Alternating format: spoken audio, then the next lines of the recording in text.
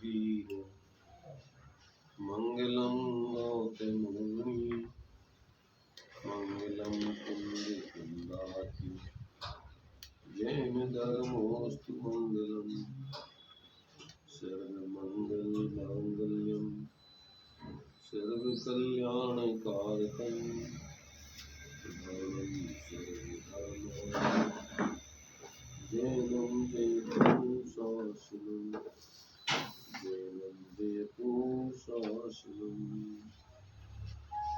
सकल विभाव अभाव कर किया आत्मकल्याण परमानंद सुबोध नमो सिद्ध भगवान।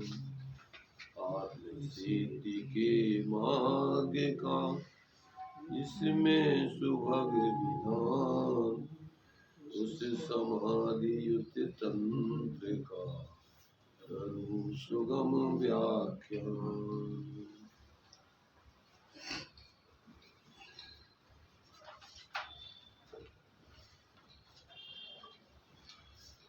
ये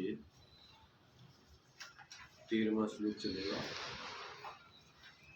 इस समाधि तंत्र ग्रंथ का। इसमें जो जीव शरीर में ही आत्मबुद्धि करके जीते हैं वे जीव अपने संसार को बढ़ा लेते हैं और जो जीव अपने निःशुद्धात्म में अपनी आत्मबुद्धि करके स्वाश्रय से जीते हैं वे जीव इस संसार इस शरीर आदि से विरक्त अपनी शुद्ध आत्मा की आराधना करके तो संसार का नाश करके उस क्रम से मोक्ष दशा को प्राप्त करते हैं। तो यहाँ हम इस 13वें छंद में इसी बात को आचार्य देव स्पष्ट कर रहे हैं। छंद है देहे स्वबुद्धिरात्मानं युनक्ति तेन निश्चयात् स्वात्मन्येवात्मधिस्तस्मात् वियोजयति देहिनम्। इसे देह में आत्मत्वधि से नए तन मिलते सदा निज आत्मा में आत्मत्वधि से देह विरहित हो दशा। उसमें अलग दिए छंद उसमें अलग है। बोल देह बुद्धि जन आत्म का तन से कर संबंध आत्म बुद्धि नर स्वात्म का तन से तजे संबंध। इसमें देखिए इस श्लोक का जो अर्थ है देहे स्वबुद्धि, देह में स्व माने आत्मा की अपने पुणे की बुद्धि करने वाला बहिरात्मा निश्चयात् निश्चय से आत्मानम अपने आत्मा को एतेन उसके साथ यानी शरीर के साथ युनक्ति युनक्ति अर्थात जोड़ता है उससे संबंध बनाता है अर्थात दोनों को एक रूप मानता है। परंतु स्वात्मनि एव आत्मधि अपने आत्मा में ही आत्मबुद्धि करने वाला अंतरात्मा यानी जीव देहिनम अपने आत्मा को तस्मात् उस शरीर से वियोजयति पृथक अर्थात भिन्न करता है। क्या कहना चाह रहे हैं आचार्य जी कि जो पर्याय मूल जीव हैं मिथ्या दृष्टि जीव हैं अर्थात जो शरीर और आत्मा को एक में एक मानते हैं शरीर से भिन्न आत्मा का स्वरूप निर्णय नहीं करते अनुभव नहीं करते ऐसे जीव क्या करते हैं कि वो वास्तव में क्या है इस अनादिकालीन अपनी भ्रम बुद्धि को ही पोषित करते हैं और उस अपनी जो इस प्रकार की अनादिकालीन चली आई जो संसार संतति का कारणभूत ऐसा बहिर्मुक्ता का जीवन, उस जीवन को ही धारण किए हुए रहते हैं और चतुर्गति के पात्र बने रहते हैं। तो जो अविद्या है, अविद्या अर्थात ज्ञान में भेद विज्ञान का अभाव, अर्थात उसमें भ्रम रूप पर, ज्ञान में संशय विपर्य अनध्यवसाय, वस्तु स्वरूप के संबंध में ये दोष चलते रहना। तो इस प्रकार से जो जीव ऐसे उस शरीर और आत्मा को भिन्न न जान करके उसमें एकत्र बुद्धि करके जीते हैं, वे संसार के ही पात्र रहते हैं। और जो जीव अपनी आत्मा को आत्मा रूप अनुभव करते हैं, शरीर से पृथक अपने स्वरूप को अनुभव करते हुए जीते हैं, वे जीव क्रमशः अपने स्वरूप की आराधना करके उस परमात्मा दिशा को प्राप्त करके शाश्वत सुख को प्राप्त कर लेते हैं। ऐसा जो है इस गाथा का संक्षेप में अर्थ हुआ। अब उसमें जो टीका दी है उसके माध्यम से वो विचार करते हैं। टीका।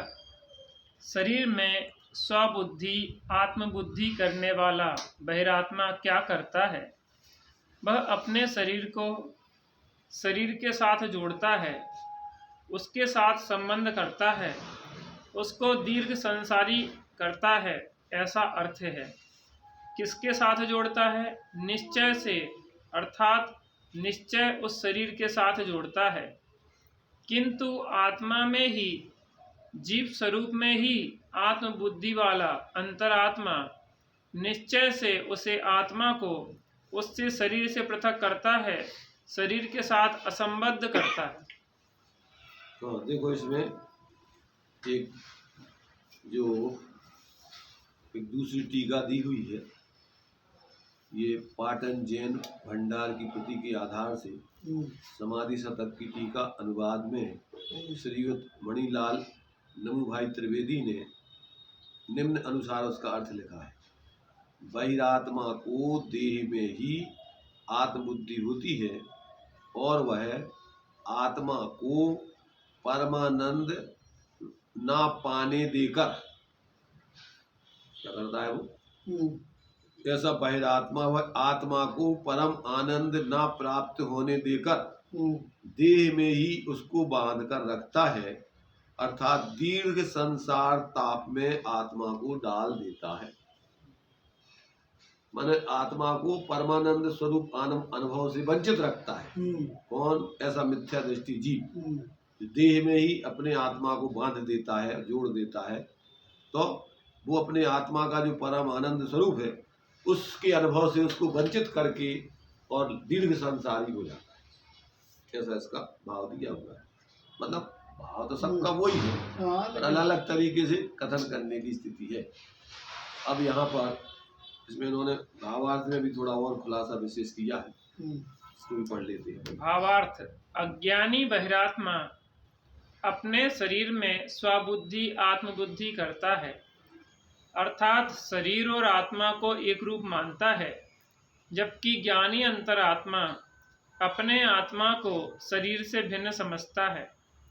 यह जीव उस शरीर को अपना अंग जानकर अपने को और शरीर को एक रूप मानता है, किंतु शरीर तो कर्मोदय के अधीन कभी कृश होता है, कभी स्थिर होता है, कभी नष्ट होता है और कभी नवीन उत्पन्न होता है, इत्यादि चरित्र होता है। इस प्रकार उसकी पराधीन क्रिया होने पर भी जीव उसको अपने अधीन मानकर खेद खिन्न होता है। हाँ, ये जो है मोक्ष मार्ग प्रकाशक जी के तीसरे अध्याय में स्पष्टीकरण दिया है। मैंने अज्ञानी जीव की मान्यता का स्वरूप बताया है। तो ये बता रहे हैं कि ये बहिरात्मा जीव अपने शरीर और आत्मा को पृथक पृथक न जानकर न मानकर दोनों को एक दूसरे में मानता है, भिन्न नहीं समझता उसको। अंतरात्मा अपनी आत्मा को इन सबसे भिन्न जानता है। अब अज्ञानी जीव जब उस शरीर को ही आत्मा मान लेता है, उसको ही अपना अंग माने, अपना आत्मा का ही स्वरूप मानता है, उसका हिस्सा मानता है, तो क्या होता है कि अब शरीर तो चूंकि कर्मोदय के अधीन है, तो कर्म का जैसा उदय होता है, कभी शरीर पतला होता है, कभी मोटा होता है, कभी कृश होता है, कभी नाश होता है, अनेक अनेक उसके रूप बदलते रहते हैं। क्योंकि उसकी क्रिया तो कर्माधीन है, बराबर। उसका परिणमन तो पराधीन है। हम्म, अब ये क्या करता है कि ये उसको अपने अधीन मानता है। हम्म, अब इससे क्या होता है कि जब उस शरीर का इस प्रकार से इसके आश्रित या इसकी इच्छा अनुसार परिणमन नहीं होता है, हम्म, वो पराधीन क्रिया होती है, तो ये जीव क्या होता है, बहुत खेद खिन्न होता है, बहुत दुखी होता है। लोक में भी जैसे अपनी आज्ञा का पालन जिसको अपन मानते हैं कि ये हमारे अधीन है, और वे वो तो स्वतंत्र है, और वे जब अपनी आज्ञा का पालन नहीं करते तो उसको अंदर में बहुत पीड़ा होती है। कभी कभी तो लड़ता झगड़ता है, या कभी कभी अंदर ही मन महसूस करके अंदर ही अंदर दुखी होता रहता है। कभी कहता है जिंदगी भर तुम तुम्हारा सब तो कुछ ये ही है। मतलब उसको अनेक प्रकार के विकल्प होते हैं, कसाय होती है, आकुलित होता है, दुखी होता है। यहाँ तक कि अगर ऐसे में अगर वो जो जानता है कि इससे हमारा बहुत अपमान हो गया है, समाज में हमारी बहुत बेइज्जती हो गई है कि इनके लड़के, इनके बच्चे, इनकी पत्नी, इनका परिवार इनकी आज्ञा नहीं मानता है, तो आत्महत्या तो कभी कभी तो वो आत्महत्या तक कर लेता है। देखो हमारे एक प्रत्यक्ष घटना है गंगा सागर की। एक स्वामी नाम का जो मंदिर का बागवान था, वो था नगर पालिका का मुकद्दम। मुकद्दम जान क्या कहलाता है मुकद्दम? कलेक्शन करने वाला। नहीं 10-12 तो जी वो जी भंगियों के ऊपर रहने वाला। अच्छा दरोगा दरोगा मुकद्दम उधर गाँव में जो भी हुआ है, तो वो उन्हें सब जो भंगी लोग रहते हैं अर्थात जो जमादार लोग रहते हैं, सफाई करने वाले, सफाई कर्मियों का एक प्रकार से हेड, उनके आदेश पे, उसके आदेश पे वो सारे कर्मचारी सफाई करता जो है वो सफाई करते हैं। अच्छा, उसको क्या है कि वैसे में क्या हो जाता है, आदमी को थोड़ा जो आदेश देने की और नेतृत्व करने की आदत हो जाती, तो घर में भी वही उसकी वही चलाता चाहता है। अच्छा, क्या है, पैसे में से कमाता था विशेष, तो उसके 3 लड़के थे, तो आज्ञा का पालन भी करते थे, सारी व्यवस्थाएं, मकान सबको बनाना, ये करना, शादी वादी सब करता रहता। अब हो गया वो रिटायर्ड हो जाने पर जो है बच्चे सब अलग अलग हो गए। अब कोई उसकी आज्ञा का पालन नहीं करता, बीमार हो गया, वो स्वतंत्र हो गए सब बच्चे। हाँ, बीमार हो गया, पत्नी भी वृद्ध हो गई, और वो भी एक प्रकार से थोड़ा वृद्ध टाइप का हो रहा था। तो बहुत जो है, पहले तो वो बहुत बड़बड़ावे, बहुत एक दूसरे को गालियां देवे, बच्चों के लिए, सबके लिए पूरे यद बता वहाँ सारी व्यवस्थाएं बनाई हैं, और ये हुआ वो हुआ। और जब देखा उसने कि हमारी इसमें अब जो है बहुत टोहनी हो रही है, बेइज्जती हो रही है, तो एक बार दवाई के लिए उसकी पत्नी ले जाती थी उसको बिठाल करके झांसी, दवाई के लिए वो एक बार गया, और ये अपनी जो यहाँ से नदी निकलती ना भोपाल के तालाब से, बेतवा नदी, उधर बहुत बड़ा रूप धारण करके निकलती है उधर झांसी की तरफ। जो भी बेतवा नदी है, दसा नदी, जो भी नदी है, बहुत भयंकर बड़ी नदी निकलती है, बहुत बड़ा पुल है उसका। तो क्या है कि उधर दवाई उसने जा करके डॉक्टर के यहाँ कराई, और दवाई लिखी डॉक्टर ने, तो पत्नी को तो भेज दिया उसने मेडिकल दवाई लेने के लिए स्टोर पर, और उसने रिक्शा किया, तांगा किया, मैंने उस रिक्शा किया, जो टैक्सी चलती है वो टैक्सी की, उस पुल पे आने की, पुल तक आने की, और उसको बैठ करके उसको पैसे चुका करके, और बरसात का लगभग मौसम चल रहा था, नदी बहुत उफान पर थी, तो बहुत बड़ी नदी, और वो जो है पुल पर चढ़ करके धसान नदी या जो भी बड़ी नदी थी उसमें बस वो छलांग लगा दी। मर जाना श्रेष्ठ है, बस जाके कूद गया, आत्महत्या करके मर गया। अब बच्चों ने ढूंढा, ढांढा मिला नहीं, किसी कहाँ आपको, कहाँ उतनी बड़ी नदी में कहाँ गया, मर करके जानवर खा जाए, कुछ हो जाए। उसके मित्रों से वो अपनी इच्छा व्यक्त करता था, जो उनकी शादी थी, तो उन्होंने बहुत समझाया कि अरे भाई तुम करते क्या, ऐसा नहीं करना तुम कभी, पर आदमी को जब कसाय तीव्र पैदा होती है तो वो किसी की नहीं सुनती, आखिर आत्महत्या करके मर गया। कहने का मतलब ये है कि ऐसे ही जब जीव जब पर तो अपने जब शरीर अपने हिसाब से परिणमन नहीं करता, वो आप चाहता है कि पहले स्वस्थ रहा हो, पुण्य के उदय से भोगे हो, अब शरीर प्रतिकूल हो रहा हो, दवाइयाँ करवा चुपकी करा करा के परेशान हो गया हो, तो अंदर में लगता है कि इससे अच्छा तो मर जाना। तत्व का भूत सवार हुआ। बहुत ज्यादा परिणाम अपने हिसाब से करेंगे। तो बिना तत्व ज्ञान के जीव की बड़ी दुर्दशा होती है। पुण्य के उदय में दंभ करता रहता है और पाप के उदय में दीनताहीनता करता है। समता भाव में दोनों स्थितियों में नहीं रहता। तो इसलिए अपन को प्रेरणा दी गई है कि पुण्य पाप फल माय हरख बिलखो मत भाई, यह पुद्गल पर जाए उपज बिल से थिरथाई। अरे तुम ये बाहर का पुण्य पाप का उदय तो पुद्गल का कार्य है, ये तुम्हारा कार्य नहीं है। तुम तो अपने अंदर में अपने स्वरूप का लक्ष्य करके आश्रय करके ज्ञाता दृष्टा बन के साक्षी बन के जियो शांति से। तो जब तक व्यक्ति को ऐसे अपने स्वरूप का ज्ञान नहीं होता है और अपने स्वरूप का लक्ष्य करके स्वाश्रय का जीवन नहीं जीता है, तब तक जीव 24 घंटे आर्त रोध ध्यान के अलावा कुछ नहीं करता।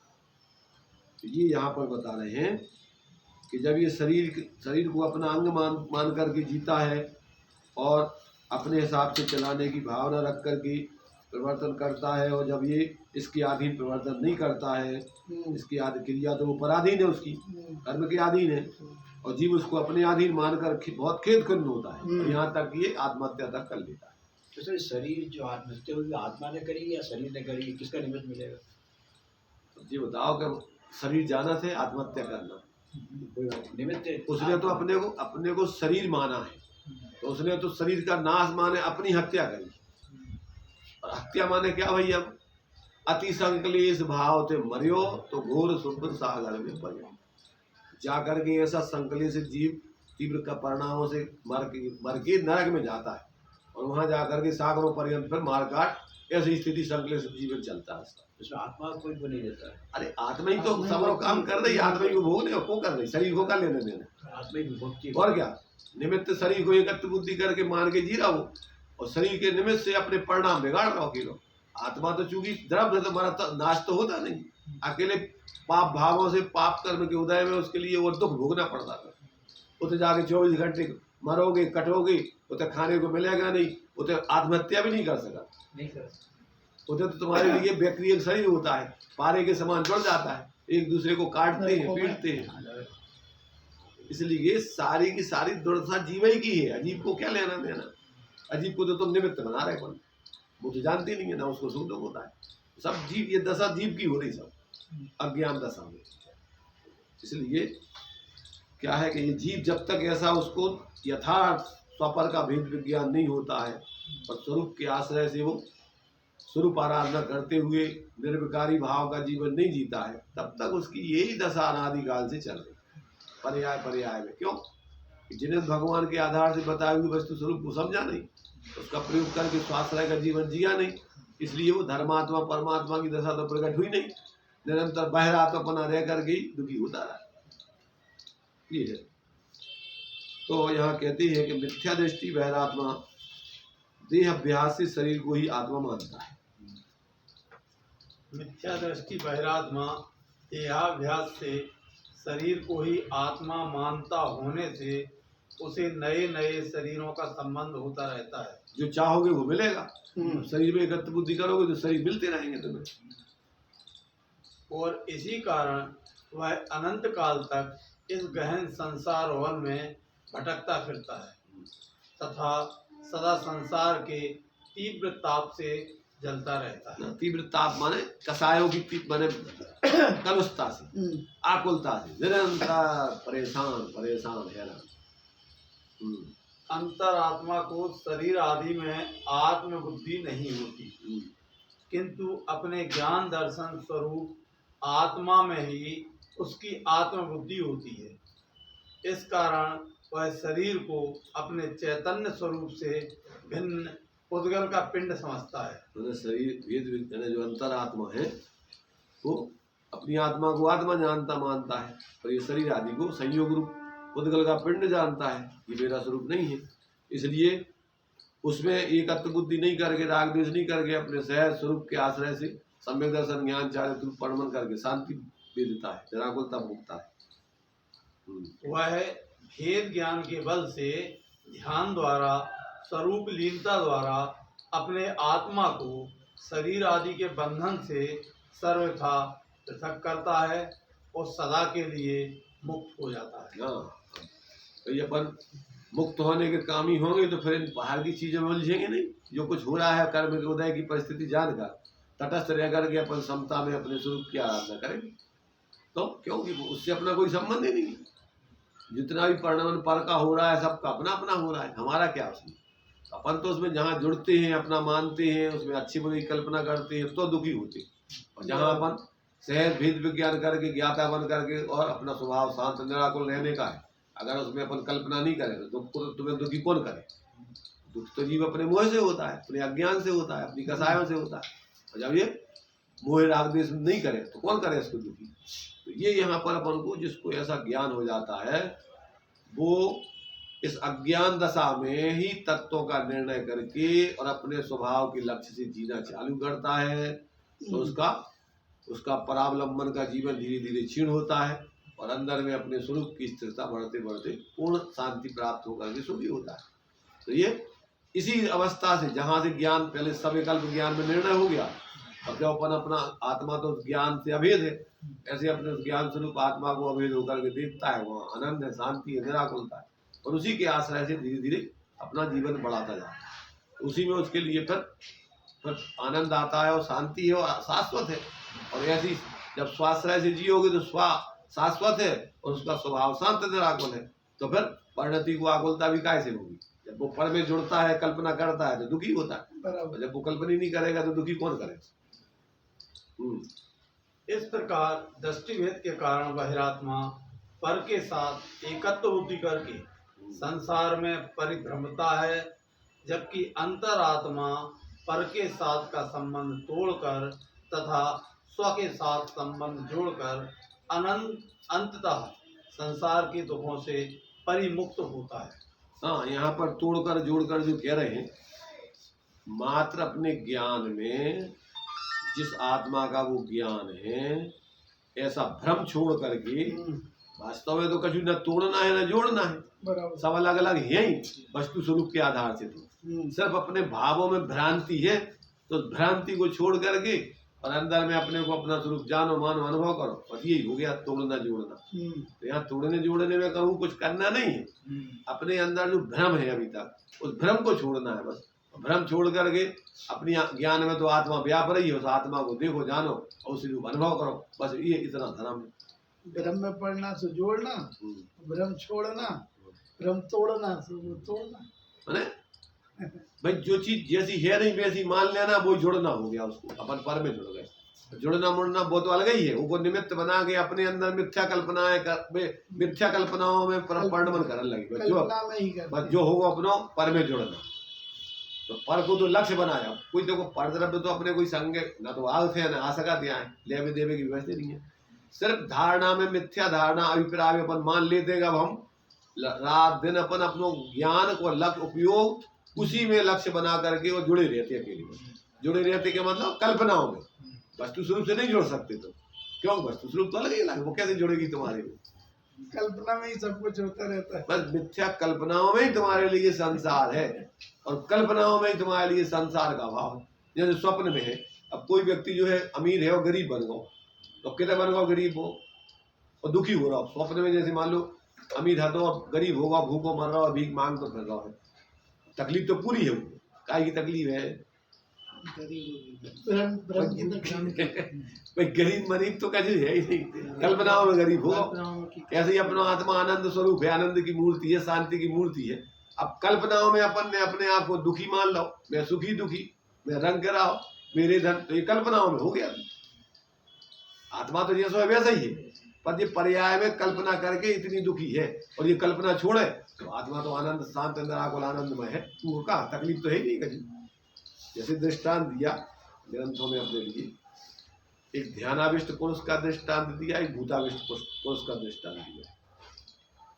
तो भूताविष्ट पुरुष को क्या होते हैं, भूत अपने आप को ऐसा माना था कि हमें भूत चला रहा है, भूत लग गए। तो अब वो कल्पनाएं करता है भूत लगने की, जो कभी भी कल्पनाएं करता रहा, जबकि ना भूत तुम्हें लग सकते हैं। आत्मा में कहाँ भूत घुसते होते, एक द्रव्य में दूसरे द्रव्य को वहां जावे, व्यवस्था नहीं है। ऐसी कल्पना करता है कि हमें भूत लग गए, भूत लग गए तो वह भूत ये सो करा, अब मोह से ही कल्पना करता है ऐसो करा।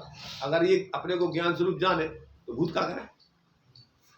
जैसे मान लीजिए कोई व्यक्ति आकर के और तुम्हें कह रहा हो कि हम तुम्हें मार डालेंगे, ऐसा कर देंगे, डाले ऐसा कर, अब अपन क्या कर रहे हैं, भैया हमें मारने डाले, अब घबरा करके अपन भाई का भूत लग गया। समझ रहे। अब अपन अगर जाने कि ये मेरे लिए क्या मारेगा, मैं तो अमूर्त एक आत्मा हूँ और ये मेरा छू नहीं सकता, मुझे जानते नहीं है, अब ये क्या करेगा, ज्यादा से ज्यादा शरीर का विघटन होना होगा तो निमित्त बन जाएगा उस शरीर के विघटन में, पर ज्ञान आत्मा तो अपना ज्ञान स्वरूप है। अपन ज्ञाता बन के देखेंगे तो शरीर भले ही मान लो पाप का उदय हो या जैसा उदय हो तो शरीर का जो कुछ होना है हो जाएगा, और अपन कुछ नहीं करेंगे, अपने लिए क्या होगा, कुछ नहीं होगा, नहीं अपन को वो डरा सकत, न दुखी कर सकत, न भूत लग सकत, न कुछ हो सकत, भाई का भूत नहीं लगेगा। तो ये तो तुम्हारी खुद की भ्रांति है, कुछ नहीं है। तो पर द्रव्य न तुम्हें कुछ कर सकते हैं, न आज तक किया है, बस अपने तरफ से ही कल्पना डेवलप करता रहता है।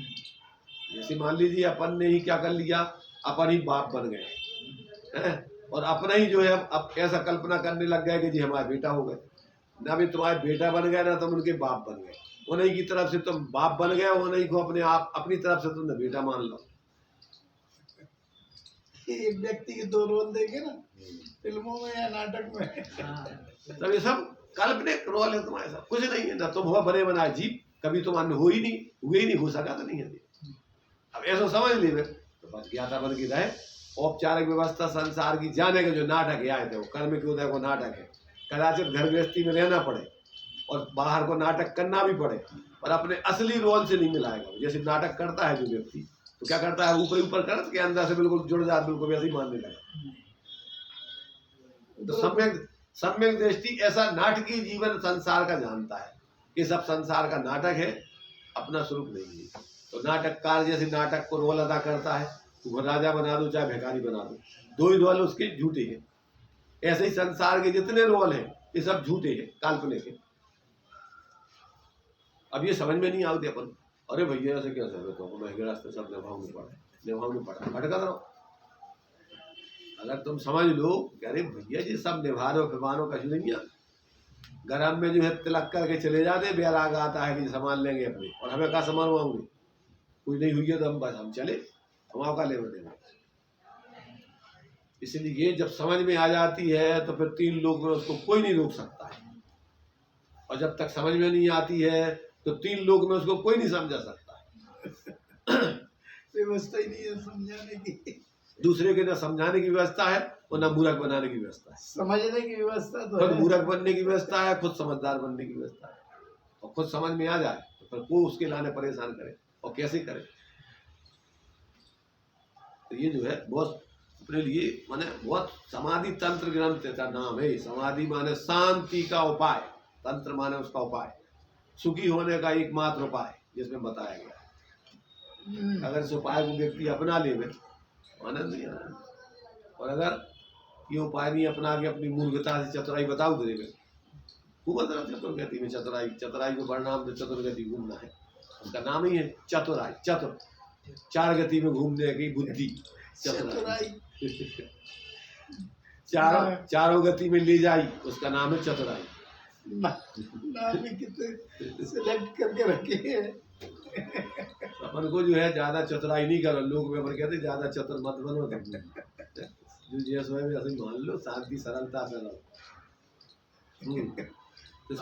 इस प्रकार दृष्टि भेद के कारण बहिरात्मा के पर के साथ एकत्व बुद्धि करके संसार में परिभ्रमण करता है, जबकि अंतरात्मा पर के साथ का संबंध तोड़कर तथा स्व के साथ संबंध जोड़कर समझ में आ गया, भ्रांति छोड़कर।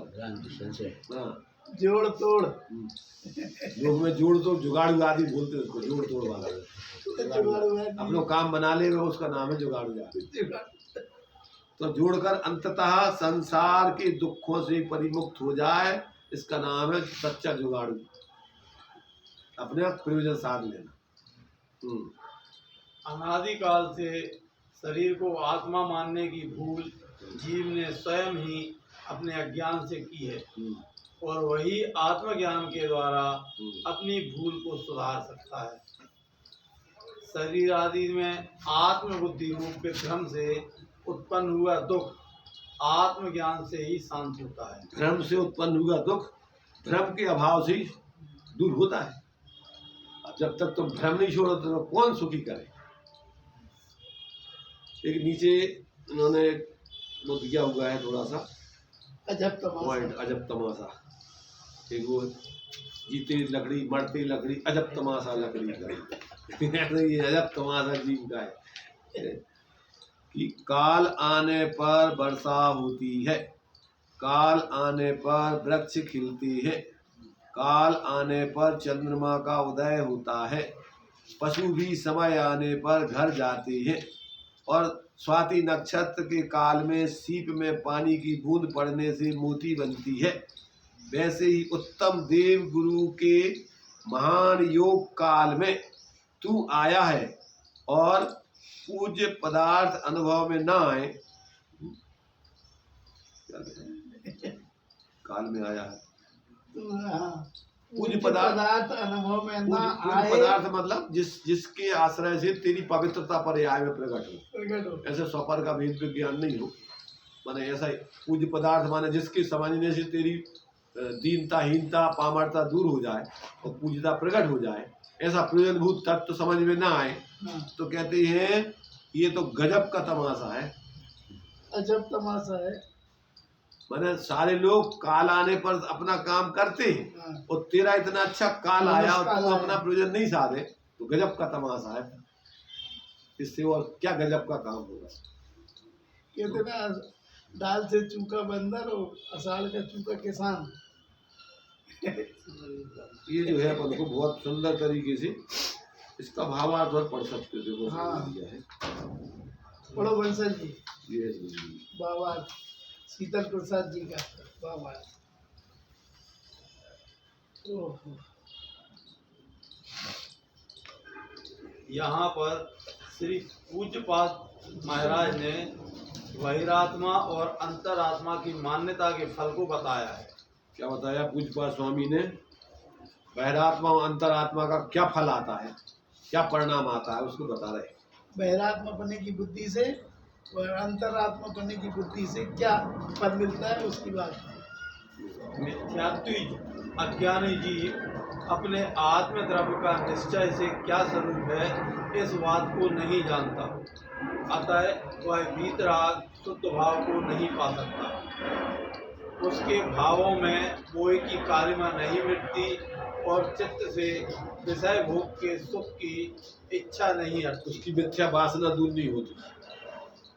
काय में सुख मानता है, आत्म के हित विषय कसाय इनमें ही निरंतर परिणति ले जाए, उसी में सुख मानता है।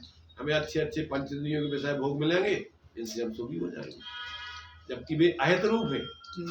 विषयों का सेवन कसाय से होता है, तो कसाय संसार का कारण है, तो वो तो संसार का कारण है, इसलिए आत्म के अहित विषय कसाय, विषय निमित्त है और कसाय उसका कारण है। माने ये जो है कसाय के कारण से विषयों में पापों में जीव प्रवृत्ति करता है, तो उसका मूल कारण है कसाय। नैमित्तिक कार्य है वो विषयों में प्रवृत्ति होना या 5 पापों में प्रवृत्ति होना, उसका मूल कारण क्या है? कसाय रूप प्रवृत्ति। और उस कसाय का मूल कारण है भ्रम बुद्धि, स्वपर का भेद विज्ञान का अभाव। वह कसायों को दूर नहीं कर सकता। यह संभव है कि उसके शुक्ल लेश से संबंधी बहुत ही मंद कसाय रूप भाव हों। उनकी मिथ्या दृष्टि की कदाचित शुक्ल लेश्या माने इतनी मंद कसाय हो कि वो साधु बन जाए, मुनि बन जाए, 28 गुणों का निर्दोष पालन करे, शरीर को कोई काट दो पीट दो तो बाहर में उफड़ी करेगा, परंतु अंदर में आत्मज्ञान नहीं है उसको। मंद कसाय से 9वें ग्रीव तक चला जाएगा पुण्य का बंद करके, पर आत्म शांति नहीं पाएगा। अंतिम ग्रीव के लोग यद पायो अनंत विनिया पर सम्यक ज्ञान न लाद्यो। धर्म बुद्धि से धर्म धारक व्यवहार भाषी। व्यवहार धर्म बुद्धि, व्यवहार धर्म धारक बुद्धि, व्यवहार धर्म बुद्धि से धर्म बुद्धि से व्यवहार धर्म धारक, धर्म बुद्धि से निश्चय धर्म धारक नहीं। जिस कारण वह किसी का कभी भी बुरा ना विचारता हो, तो भी जो जीव आत्मज्ञान शून्य है उसके अनंतानुबंधी कसाय का उदय रहता है। और इसी के उसके स्वरूपाचरण चारित्र नहीं होता। इसी के कारण इसी से। इसी से उसके स्वरूपाचरण माने स्वरूप का आचरण बिल्कुल नहीं होता। देखो स्वरूपाचरण चारित्र के अपन ने कई भेद हैं।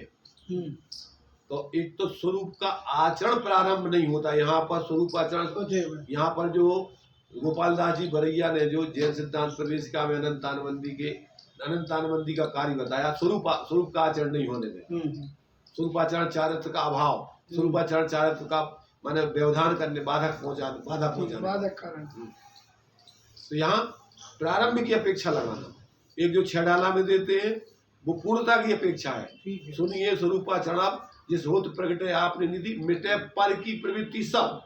तो वहां तो पर की संपूर्ण प्रवृत्ति मिटाने वाले यथाख्याचारण के स्वरूपाचरण की बात, और यहाँ जिससे अपने स्वरूप का आचरण प्रारंभ ही नहीं हो गए उस स्वरूपाचरण की प्रारंभ की बात। तो कहाँ कौन सी बात कही जा रही है अभी विवक्षा नहीं समझे लोग, कहीं का रोड़ा वहां का देखो बहुत होते हैं, मुनियों को बताओ अनंतानुबंधी के हिसाब से स्वरूपाचरण चाहती। अरे भाई एक शब्द के अनेक अर्थ होते हैं।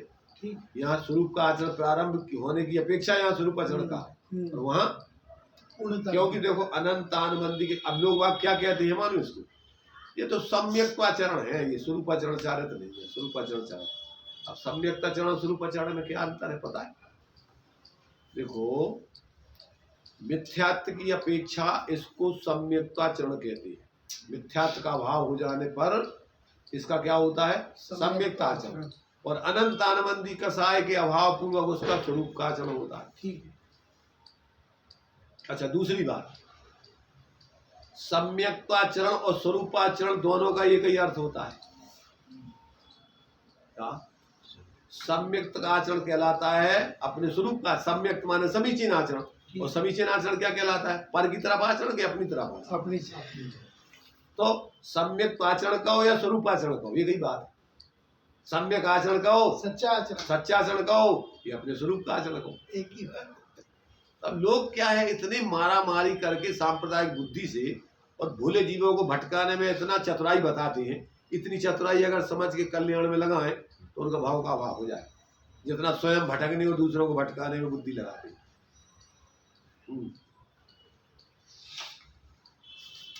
क्योंकि उसकी वासना से भाई अनंतानुबंधी के 2 कार्य बताए शास्त्रों में, 2 मुखी बताई उसको।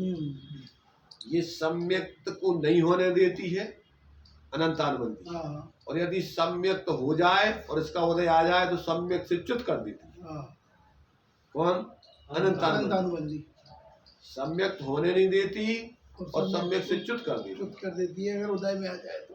हाँ, तो ये 2 कार्य है इसके। और साथ में इसके 2 कार्य क्या है कि ये तो सम्यक संबंधी हो गए, और उधर जो है अनंतानुबंधी का कार्य जो है क्योंकि चारित्र की प्रवृत्ति है, तो उससे अपने स्वरूप का बिल्कुल प्रारंभ होने नहीं देती। अनंतानुबंधी के अभाव में जो स्वरूप का आचरण होता है वो नहीं होने देती, स्वरूपाचरण नहीं होने देती। तो माने विवक्षाएं अगर आचार्यों की समझे तो इसमें अपन को उलझने की नहीं, व्यर्थ का अनर्थ करने की नहीं, समझ करके जीने का काम है। क्योंकि उसकी वासना से राग द्वेष मोह दूर नहीं होते, इसी कारण वह मिथ्यात्व आदि कर्म की प्रकृतियों का बंध किया करता है।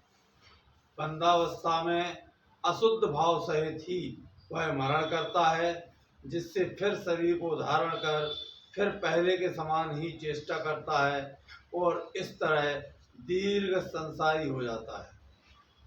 जब तक मिथ्यात्व कर्म नहीं करता तब तक कर्म बंध दूर होने व संसार के छेद होने का प्रारंभ ही नहीं होता। प्रारंभ नहीं हो सकता है। जब तक मिथ्यात्व रहेगा तब तक इस जीव के मोक्ष मार्ग का प्रारंभ नहीं होता, संसार के नाश का प्रारंभ नहीं होता। क्योंकि संसार की जड़ मिथ्यात्व ही है। मूल कारण मिथ्यात्व बतलाया। बंध के हेतु में मिथ्यात्व व्रति प्रमाद का सहयोग बंध हेतु, तो सबसे पहला कारण है मिथ्यात्व। मतलब उल्टी मान्यता, विपरीत मान्यता। मिथ्यात्व के दूर होते ही आगामी कर्म बंध तो रुकने लगता है, वह पूर्वबद्ध कर्मों की निर्जरा प्रारंभ हो जाती है। माने नए कर्म आना रुक जाता है और पूर्व बंधे हुए कर्मों की निर्जरा चालू हो जाती है। अब वो कितनी होती है वो गुण स्थान प्रमाण उसका क्रम है, करना नहीं होता। मतलब जाना यानी संबद्ध निकलना है अंदर जरा। आचार्य कहते हैं कि जो निश्चय नय से हाँ अपनी आत्मा के सच्चे स्वरूप को पहचानता है उसकी अज्ञान की वासना मिट जाती है और वह अतीन्द्रिय सुख का प्रेमी हो जाता है। उसका लक्ष्य अपनी आत्मा की विभूति की तरफ ही सर्वदा रहता है और लोक में रहते हुए भी वह वीतरागी होता है। माने लोक में रहते हुए भी राग, लोक का राग नहीं होता उसको अभिप्राय में, ज्ञान में और चारित्र में भी यथायोग जितनी शक्ति है उतना उसमें नहीं जुड़ता है और जितना कमजोरी वसात जुड़ता है तो उसको हे जानता है, उस राग को वो उपाधि नहीं जानता। ऐसा अंतरात्मा मिथ्यात्व और अनंतानुबंधी कसाय के असर से बाहर होता हुआ स्वरूपाचरण चारित्र का उपभोग करता है। हाँ मैंने बहिर्मुक्ता कसाय और मिथ्या से हट करके अब उस रूप के अपने आनंद को भोगना चालू कर देता है। ये बहिर्मुक्ता कसाय क्या हुआ? निरंतर बाहर बाहर की तरफ देखते रहो, बाहर में प्रवृत्ति करते रहो, उसका नाम बहिर्मुक्ता वाली कसाय। जहाँ अंतर्मंदी गई तब बहिर्मुक्ता की कसाय का अभाव होकर के अंतर्मुक्ता का परिणमन चालू हो जाता है। अपने मंद कसाय नहीं है, निष्कसाय की बात चल रही है। मतलब अपने अंदर की तरफ अंदर में अपनी आत्मा की तरफ अब उसका लक्ष्य बन गया, उसकी प्रवृत्ति चालू हो गई, निष्कसाय शुरू हो गई। पर की तरफ देख रहे तो बहिर्मुक्त, पर की तरफ, हाँ पर की तरफ देख रहे हैं, पर की तरफ प्रवृत्ति कर रहे हैं तो बहिर्मुक्ता का जीवन है।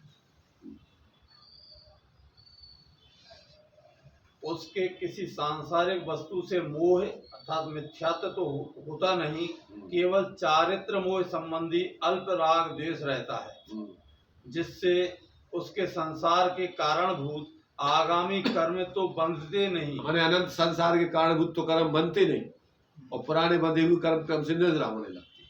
मतलब बहिर्मुक्ता वाली कसाय हो चाहे अंतर्मुक्ता वाली, वो अंतर्मुक्ता वाली बहिर्मुक्ता वाली है। अंतर्मुक्ता वाली कसाय नहीं है अब। हाँ। अब अस्थिरता वाली कसाय है। अब कसाय जब अस्थिरता जितनी जितनी रह गई तो वो अनंत संसार का हेतु नहीं होने से अब वो कहने में आता है कि अब वो संसार बढ़ाने वाली कसाय नहीं है। मंद कसाय हो चाहे तीव्र कसाय, दोनों बहिर्मुक्ता वाली। कौन सी? मंद कसाय चाहे तीव्र अरे मंद कसाय तीव्र कसाय मतलब नहीं है। हाँ। अनंतानुबंधी मिथ्यात्व के साथ में सब बहिर्मुक्ता वाली कसाय।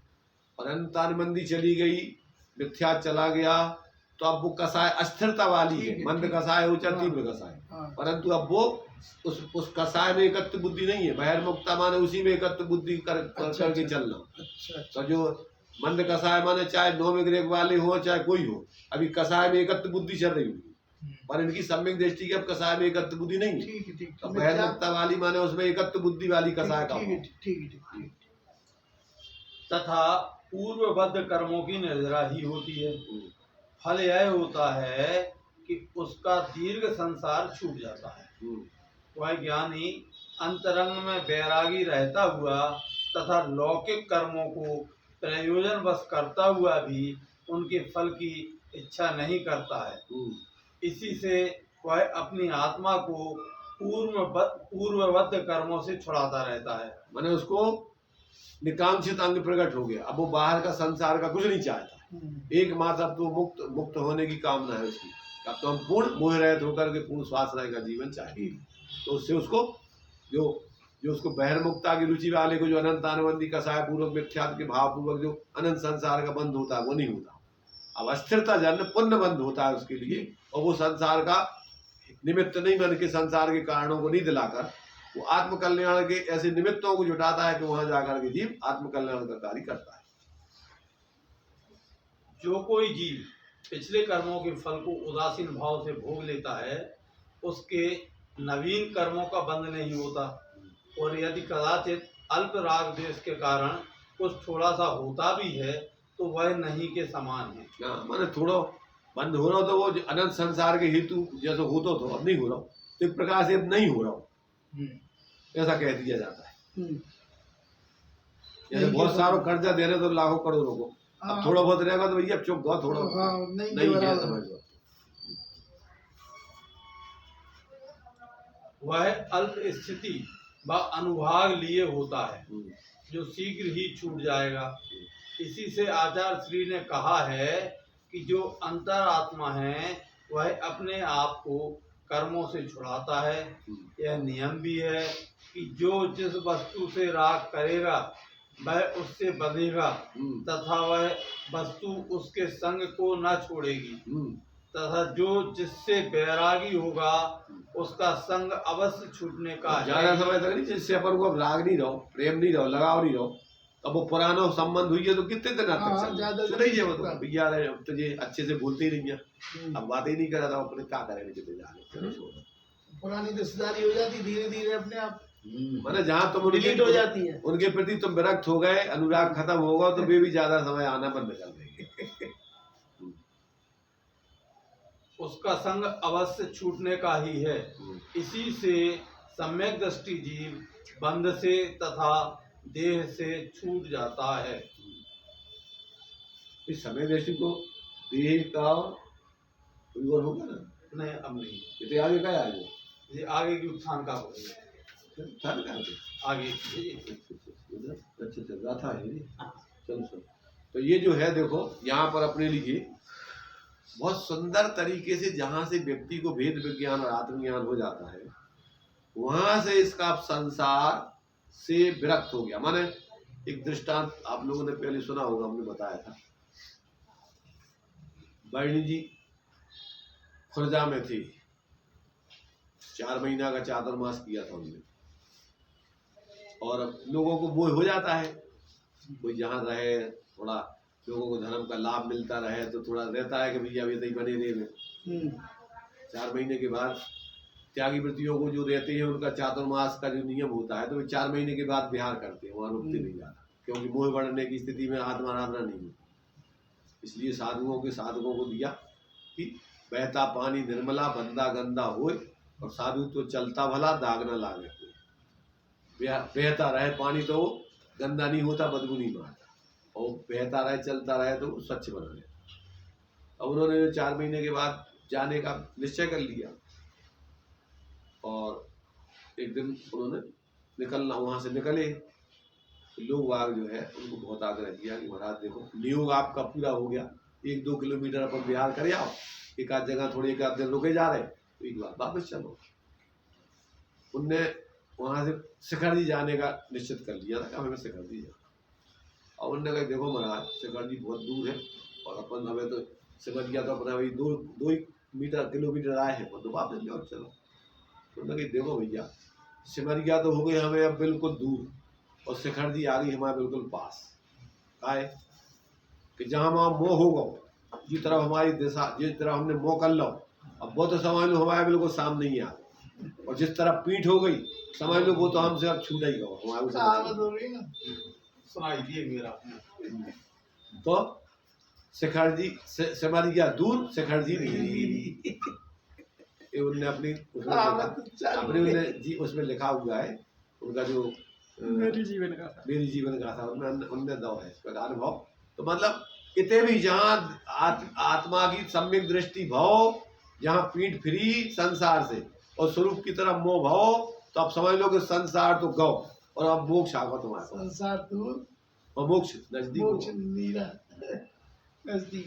तो ये स्थिति है कि जिसके जीवन में तत्व ज्ञान पूर्वक इस प्रकार से आत्मबोध पूर्वक आत्माराधना करता है, भले ही अभी वो 6 खंड के अधिपति की सम्यक दृष्टि होते, क्या कह रहे हैं, पूर्वकृत कर्म के उदय से कदाचित चक्रवर्ती तीर्थंकर तो इस काल के चक्रवर्ती थे।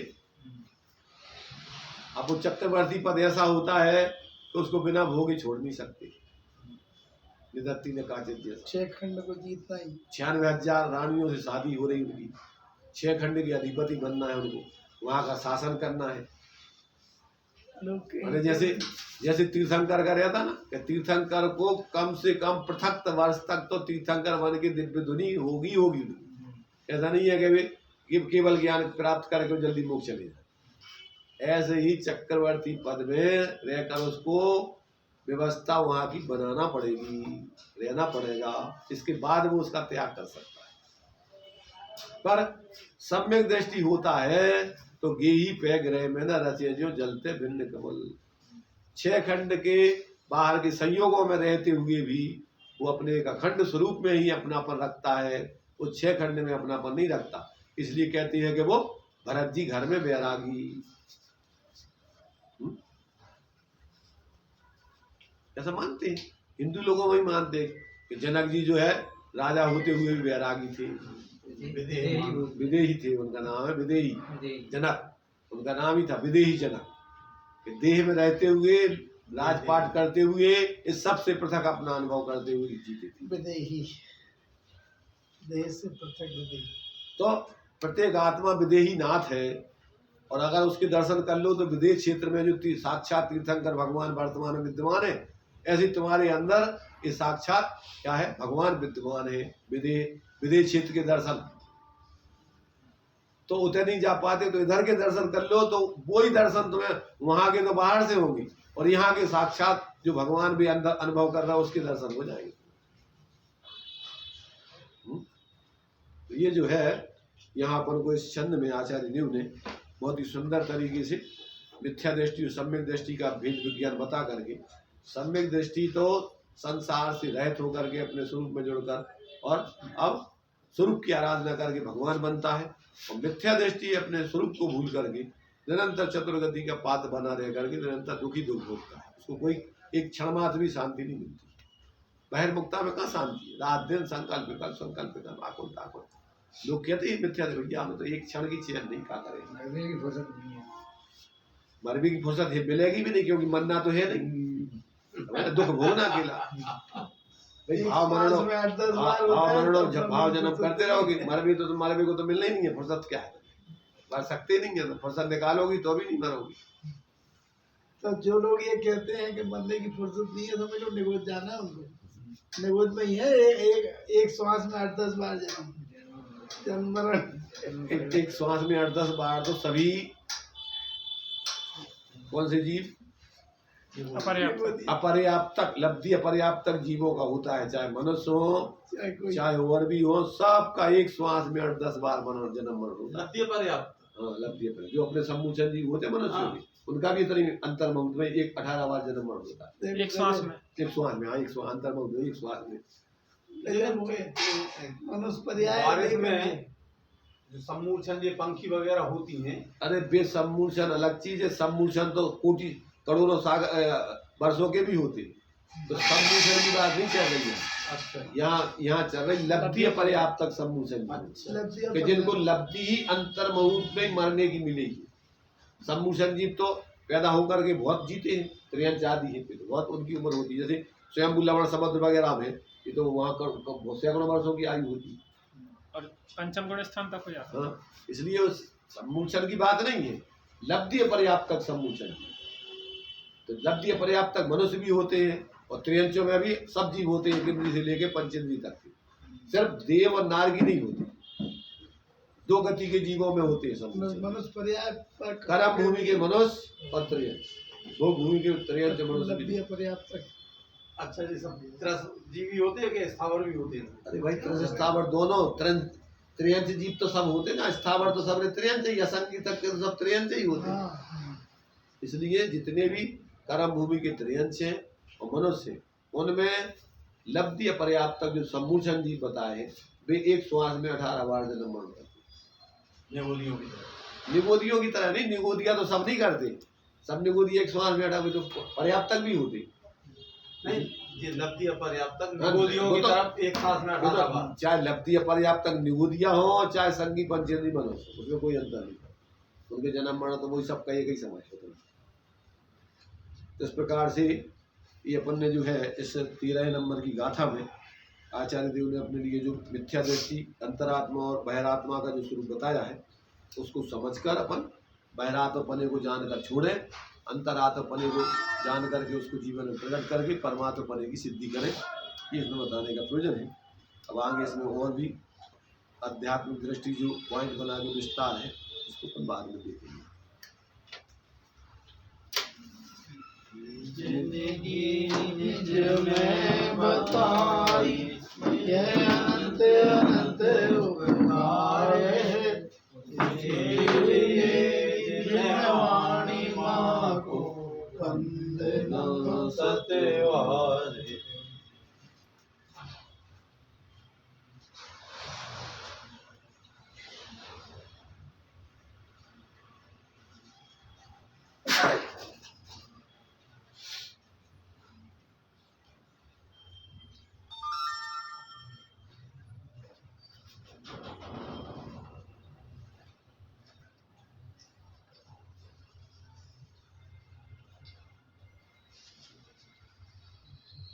द्वादश सांग वाणी माता की जय, पंच परमेष्टि भगवंतों की जय।